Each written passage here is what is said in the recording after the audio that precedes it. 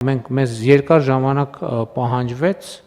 հասկանալու, որ կայք ունենալը դեռևս թվայնացում չի, կամ փաստաթուղթը ինտերնետում դնելը դեռևս թվայնացում չի, եւ այսպիսի բազմաթիվ բաներ։ Այնպես որ այո, այդ հարցը պետք է լուծենք, բայց մենք պետք է նաեւ խոստովանենք, որ շատ հարցեր, որ հռչակում ենք եւ չենք կարողանում լուծենք, ինչի չենք կարողանում լուծել։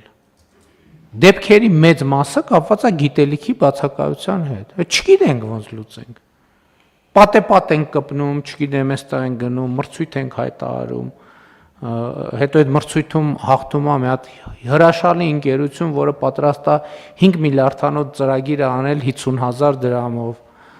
Ուրախանում ենք, ասում ենք, տեսեք